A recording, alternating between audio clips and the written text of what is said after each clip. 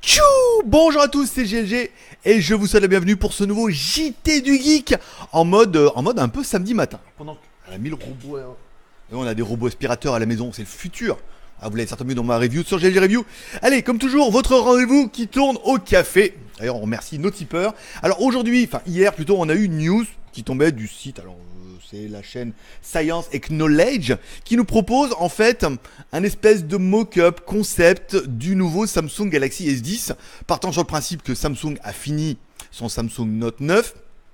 Fini, vendu, ils n'ont pas encore explosé, pas encore vendu, enfin on a encore un petit peu de temps, et que bah forcément ils travaillent déjà, et à mon avis ils travaillent déjà depuis un petit moment, sur la version Samsung S10 qui arrivera l'année prochaine, parce qu'encore une fois on ne fait pas un smartphone en 3 mois.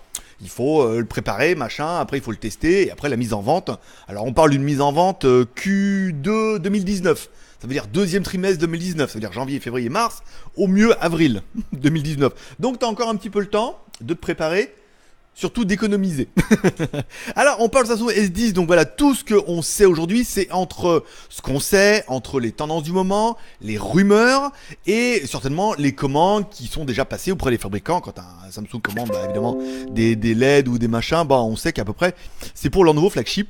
Donc, un téléphone qui sera toujours IP68, ce qui est vraiment le gros intérêt des Samsung, hein, ça c'est vraiment bien. Un écran Super AMOLED Infinite Screen. Bah là, j'espère bien quand même qu'il va falloir qu'il fasse quelque chose. Il sera beau, ça c'est sûr. Un écran 6 pouces qui va devenir une espèce de norme. Hein. Grâce au 18 neuvième ou 18.5 ou 19 neuvième, on aura de plus en plus des écrans comme ça permet d'en mettre plus. Bon, on a sur le 16 neuvième, on peut mettre les boutons sur le côté. Le téléphone, il sera quand même plutôt... Bah, il est beau après, ouais, pas à chier. Samsung étant quand même un petit peu maître du monde pour l'instant au niveau des écrans de smartphone, au niveau du LED, de l'AMOLED, voire du QLED. Une protection Gorilla Glass 6 qui est sortie cette année-là, donc forcément c'est normal qu'elle soit là l'année prochaine. Un écran 3D Always on Display, ça veut dire que le Touch ID sera sous l'écran. Ça paraît aussi un petit peu évident, c'est vraiment une tendance qui va s'affirmer. Android 9, on l'espère quand même, parce que du coup, on parle de 2019 là, hein, donc bon, s'ils sont pas capables de nous mettre la dernière version d'Android l'année prochaine, arrêtez tout, hein. Android 8.0, sous EMUI, par exemple, un gros partenariat. Bon, allez, un Qualcomm 855, alors le 845 est sorti, c'est sûr, on parle d'un 850 qui sera certainement dédié pour les ordinateurs, comme ça, donc là, 855, on est vraiment en 2019, emplacement micro SD jusqu'à 400 Go. C'est correct, après c'est pas ouf. Bon, les versions ROM-RAM, ça me paraît évident, hein. 6, 8, 10, oui, parce que Vivo va sortir un modèle avec 10 Go, ils pourront le faire en mettant deux petites barrettes. Un appareil photo arrière, 40 mégapixels, triple... Alors, le triple en fait caméra pourrait vraiment avoir du sens, hein. La caméra frontale, forcément, comme il n'y a pas la place, en pop-up, 20 millions de pixels, qui filmera encore mieux que bien, hein. Là, en même temps, on se mouille pas, là, je veux dire. Mais ça va, à mon avis, ça va être vraiment une des tendances, et je pense que Vivo, ils ont fait fort. Bon, prise USB type C, machin. Il y a toujours la prise jack pour eux.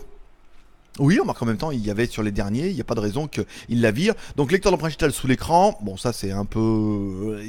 En même temps, il n'y a plus la place, hein. Soit ils le mettent derrière, soit ils le mettent devant, mais la technologie le permet. De la charge sans fil, Qi-PA, donc la quick charge. Alors, c'est toujours pareil, c'est de la charge rapide, oui. Et après, la charge sans fil, on n'arrive pas à faire le truc. 4000 mAh, c'est top. Voilà, pour un écran 6 pouces, AMOLED, machin et tout, c'est très très bien. Le prix, bah forcément, en même temps, 850 €, enfin, oui, mais ça va, on est dans la tendance. on est dans les prix, un petit peu actuels. Donc du coup, voilà un peu ce qu'on sait de ce téléphone. Enfin, ce qu'on sait, on sait pas grand-chose, hein. Encore une fois, ils spéculent entre la rumeur, les fuites, le fabricant qui doit en lâcher un peu pour dire, bah attendez l'année prochaine, ne vous jetez pas. Ça, en septembre, je vous rappelle, à la fin du mois, il y a l'IFA. Du 30 au 5 septembre, donc du coup il va y avoir quand même pas mal de nouveautés, notamment au niveau de Huawei et tout comme ça. Septembre, on devrait arriver le nouvel iPhone, en espérant que Apple le surprenne, au moins qu'il propose un truc, parce que là, si c'est un upgrade d'un peut-être, comme on l'a vu la dernière fois sur une de mes dernières vidéos, si on a juste un iPhone X dédié en plusieurs déclinaisons un peu plus grand, machin et tout, bon, Ça va être un peu compliqué. Il y aura Xiaomi avec son Mix 3. Et là, du coup, Xiaomi, lui, par contre, aura certainement les nouvelles technologies que Samsung voudrait bien mettre l'année prochaine, ce qui seront lecteurs d'empreinte digitale sous l'écran, parce que Vivo, le groupe Oppo Vivo maîtrise maintenant la technologie pas mal. Une caméra rétractable, encore une fois, on a Oppo Vivo nous aura prouvé qu'ils savent faire. Soit avec le Oppo, avec le Doom machin qui sort, ça s'ouvre à l'arrière et on a les caméras à l'avant. Soit avec le Vivo Nex, où ils ont bien prouvé que eux ils savent faire le mécanisme machin et tout. Alors c'est pas toujours parfait dans les premières versions, ce qui est normal, c'est parce que c'est les premières versions. Mais du coup on va arriver là maintenant, on l'a vu déjà avec l'empreinte digitale sous l'écran, on arrive déjà à la deuxième voire troisième génération de lecteurs d'empreinte digitale sous l'écran. Et si vous vous rappelez un peu les Touch ID au début, Apple fait des trucs très bien et les Chinois nous ont fait quand même beaucoup de merde. Ça marchait pas bien du tout. Donc du coup maintenant la technologie est quand même bien éprouvée, ça fonctionne, ça sera pas mal aussi. Donc du coup le Touch ID sous l'écran aussi, peut-être qu'au début c'était pas génial. Et là en fait vers les 2, 3, 4e technologies, on est sûr que ça marchera plutôt bien et que ça sera plutôt efficient, c'est-à-dire pas cher et que ça fonctionnera super bien. Donc les 3 caméras à l'arrière, ça a du sens. Huawei a déjà essayé, mais pour vraiment apporter un plus avec des ouvertures différentes, machin et tout, vraiment des lentilles différentes pour avoir vraiment différents types de focales, ça peut être pas mal. Caméra frontale qui pop, oui, parce que l'écran plein écran, je pense qu'on va vraiment aller vers là. C'était un peu l'intérêt, c'est pour ça que beaucoup de fabricants teasaient là-dessus, sur les écrans pliables. En fait, on parle pas d'un écran pliable qui va se plier comme ça.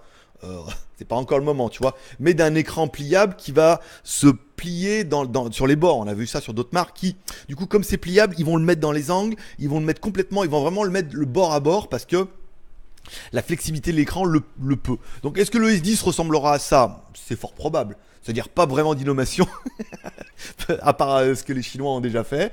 Une simple évolution du S10, du S9 plutôt, du S9 en S10 avec une caméra pop-up, un truc plus joli, beaucoup plus puissant, beaucoup plus de RAM, beaucoup plus de ROM, des bien meilleures photos, et puis c'est tout. Voilà. Vu que les fabricants n'ont pas encore trouvé ce qu'ils allaient mettre dans les smartphones, moi je trouve que c'est cohérent et ça fera quand même un très joli smartphone à 1000 €. Comme ça vous laisse, on est quoi? On est au mois d'août, donc il en reste 4, 3, allez, il vous reste au mieux, au pire des cas, il vous reste 7 mois. Bon, 7 mois, tu mets 100 € par mois de côté. Tu sais que l'année prochaine, tu pourras t'acheter le S10, par exemple, dès qu'il sortira à 850 €, machin. On verra, il y aura peut-être des ODR d'ici l'année prochaine. Voilà.